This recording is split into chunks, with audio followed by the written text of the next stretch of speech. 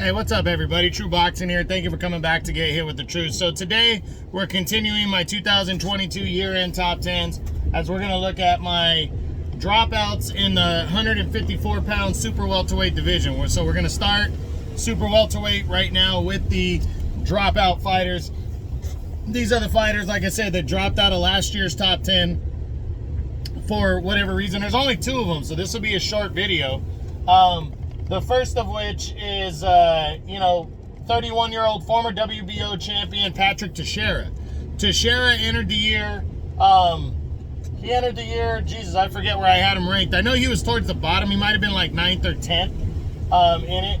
And, he was coming off of a year where he had lost the title to Brian Castano in February.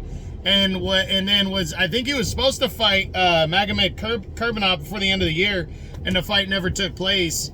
Then he finally got Kurbanov in the ring in 2022. He actually won a fight in 2022 early, and then took on Kurbanov and lost. And then I think he lost another fight to somebody else. So Teixeira kind of taking a tailspin.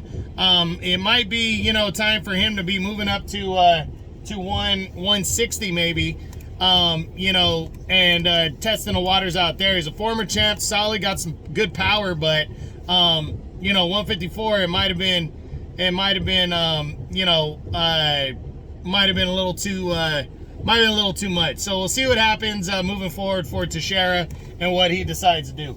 Also dropping out is 30-year-old Sergio Garcia. He entered the year, I can't remember where he was either. He might have been 6th or 7th coming into the year. I'm not 100% sure. For some reason, I didn't write that down. But Garcia was coming in really with a lot of promise. He had fought Sebastian Fundora in December on the Tank Davis and Isaac Cruz undercard. He fought him, and he went to war with Fundora, fought him very well, lost a close decision in a really good fight, and that really kind of, really elevated his game, because Fundora is, is considered to be a top 5 guy. Then he returned, and on the, I believe it was on the Fundora and Erickson Lubin undercard, he would fight former champion Tony Harrison. And I like a lot of people, had picked him to win the fight. Tony Harrison really hadn't been on his A game in his draw in 2021 when he came back. I think he fought to a draw with a guy named Bryant Perella, who he was a big favorite against. And prior to that, he hadn't fought since he got knocked out in a rematch against Jermell Charlo.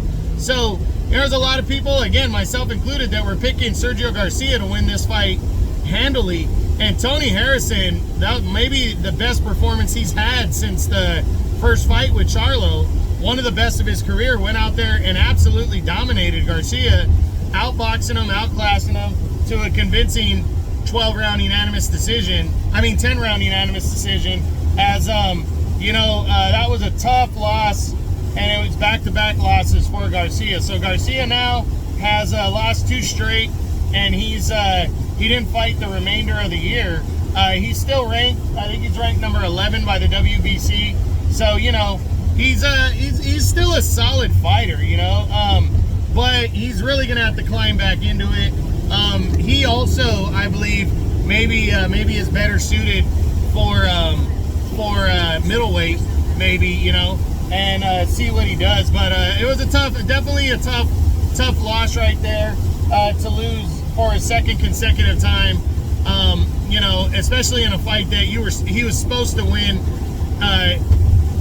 according to a lot of people. So again, not a lot of dropouts here at 154 as we enter 2023, only 2 of them, and we're getting the Super Welterweight Division rolling. So that's it. That's what I got. That's the 154-pound Super Welterweight dropouts. I hope you guys enjoyed the video. If you did, smash the like button, leave a comment, subscribe to the channel.